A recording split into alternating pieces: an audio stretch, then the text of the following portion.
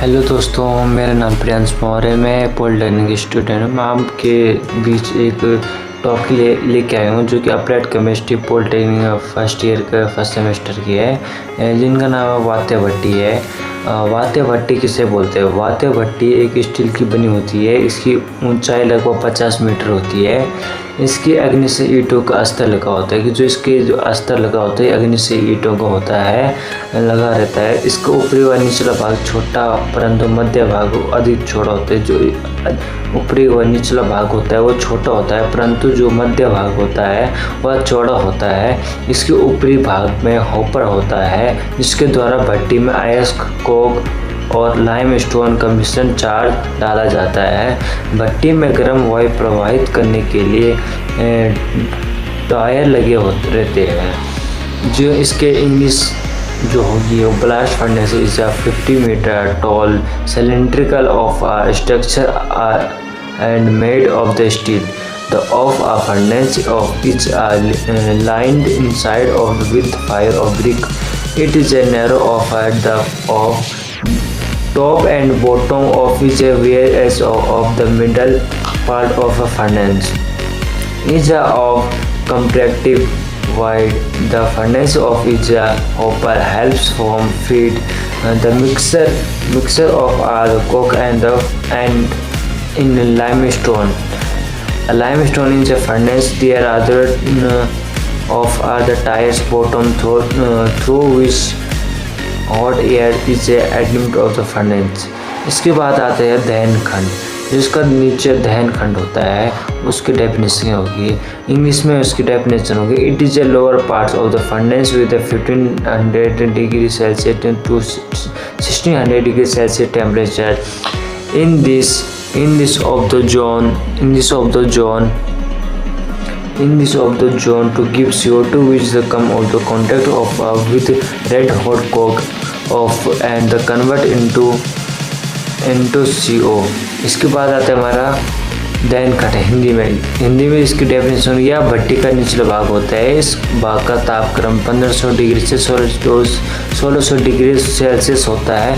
यहाँ पर कोक से जलने पर CO2 उत्पन्न होती है जो कि ऊपर की ओर तप्त कोक के संपर्क में आकर CO में बदल जाती है. इसकी रिएक्शन होगी C+O2 CO2 प्लस 2CO. इसके बाद आता है हमारा अपचयन खंड, जो कि यह भट्टी का ऊपरी भाग होता है. इस भाग का ताप लगभग 400 डिग्री से 700 डिग्री सेल्सियस होता है. यहाँ पर फेरिक ऑक्साइड का अपचयन हो जाता है. इसके इंग्लिश में डेफिनेशन को It is an upper part of the furnace with of the temperature 400 degree to 700 degree Celsius. In this of the zone ferric oxide is reduced into iron. इसके बाद आता है हमारा धातुमल खंड. धातुमल खंड जिसे बोलते हैं, धातुमल खंड को इंग्लिश में बोलते हैं स्लैग जोन. स्लैग जोन क्या होता है? It is a middle part of the furnace with of the temperature 800 degree Celsius to 1000 degree Celsius. In this part of the limestone decompose into CaO into CO2. Calcium oxide rod reacts with the silica to form of the calcium silicate slag. इसके बाद इसके हिंदी में definition होगी यह भट्टी का मध्य भाग होता है.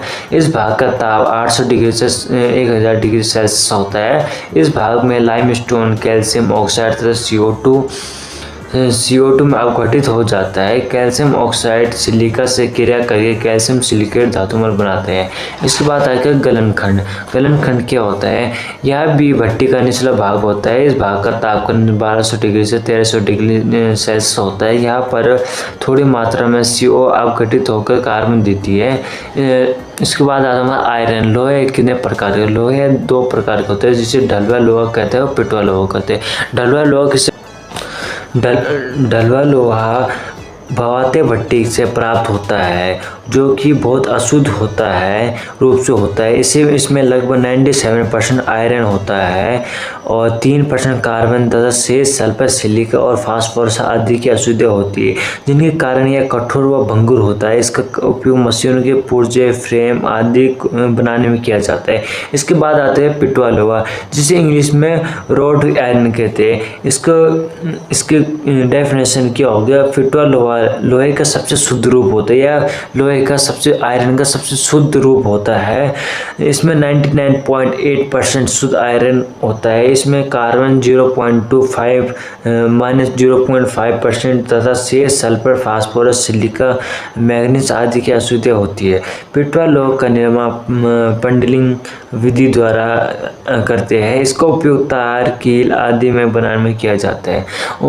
मिलते हैं अगली वीडियो में। अभी तक इधर लाइक करो, सब्सक्राइब करो। धन्यवाद।